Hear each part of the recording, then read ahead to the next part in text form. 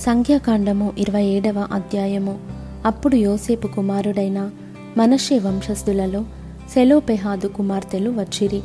సెలోపెహాదు హెసెరు కుమారుడును, గిలాదు మనుమడును, మాకీరు మునిమనుమడునై ఉండెను. అతని కుమార్తెల పేర్లు Mahlah, Noah, Hoglah, Milcah, Tirzah అనునవి. వారు ప్రత్యక్షపు గుడారము యొక్క ద్వారమునొద్ద మోషే ఎదుటను, యాజకుడైన ఎలియాజరు ఎదుటను, ప్రధానుల ఎదుటను, సర్వసమాజము ఎదుటను నిలిచి చెప్పినదేమనగా, మా తండ్రి అరణ్యములో మరణమాయెను. అతడు కోరహు సమూహములో, అనగా యెహోవాకు విరోధముగా కూడిన వారి సమూహములో ఉండలేదు గాని తన పాపమును బట్టి మృతి పొందెను. అతనికి కుమారులు కలుగలేదు. అతనికి కుమారులు లేనంత మాత్రము చేత మా తండ్రి పేరు అతని వంశములో నుండి మాసిపోనేలా మా తండ్రి సహోదరులతో పాటు స్వాస్థ్యమును మాకు దయచేయుమనిరి. అప్పుడు మోషే వారి కొరకు యెహోవా సన్నిధిని మనవి చేయగా, యెహోవా మోషేకు ఈలాగు సెలవిచ్చెను. సెలోపెహాదు కుమార్తెలు చెప్పినది యుక్తము. నిశ్చయముగా వారి తండ్రి సహోదరులతో పాటు భూస్వాస్థ్యమును వారి అధీనము చేసి వారి తండ్రి స్వాస్థ్యమును వారికి చెందజేయవలెను. మరియు నీవు ఇశ్రాయేలీయులతో ఇట్లు చెప్పవలెను, ఒకడు కుమారుడు లేక మృతి పొందిన ఎడల మీరు వాని భూస్వాస్థ్యమును వాని కుమార్తెలకు చెందచేయవలెను.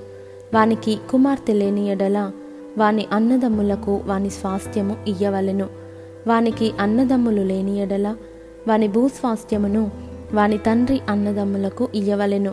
వాని తండ్రికి అన్నదమ్ములు లేని ఎడల వాని కుటుంబములో వానికి సమీపమైన జ్ఞాతికి వాని స్వాస్థ్యము ఇయ్యవలెను.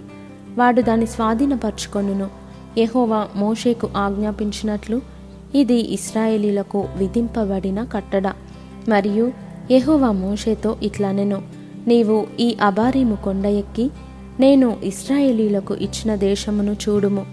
నీవు దాని చూచిన తరువాత నీ సహోదరుడైన అహరోను చేర్చబడినట్లు నీవును నీ స్వజనులలో చేర్చబడుదువు. ఏలయనగా సీను అరణ్యములో సమాజము వాదించినప్పుడు ఆ నీళ్ల యొద్ద వారి కన్నుల ఎదుట నన్ను పరిశుద్ధపరచక నా మీద తిరుగబడితిరి. ఆ నీళ్లు సీను అరణ్యమందలి కాదేశులోనున్న మెరీబా నీళ్లే.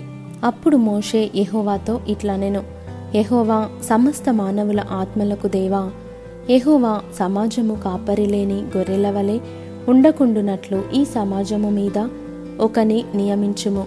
అతడు వారి ఎదుట వచ్చుచు పోవుచు నుండి వారికి నాయకుడుగా ఉండుటకు సమర్థుడై ఉండవలెను. అందుకు యెహోవా మోషేతో ఇట్లనెను, నూను కుమారుడైన యెహోషువ ఆత్మను పొందినవాడు.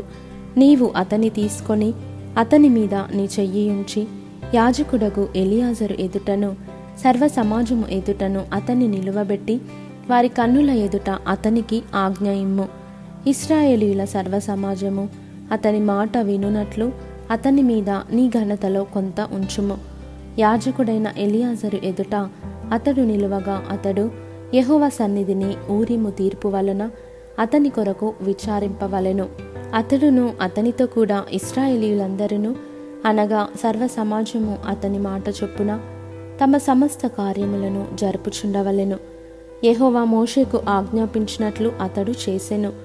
అతడు యెహోషువను తీసుకొని యాజకుడైన ఎలియాజర్ ఎదుటను సర్వ సమాజం ఎదుటను అతన్ని నిలువబెట్టి అతని మీద తన చేతులుంచి యెహోవా మోషే ద్వారా ఆజ్ఞాపించినట్లు అతనికి ఆజ్ఞ ఇచ్చెను.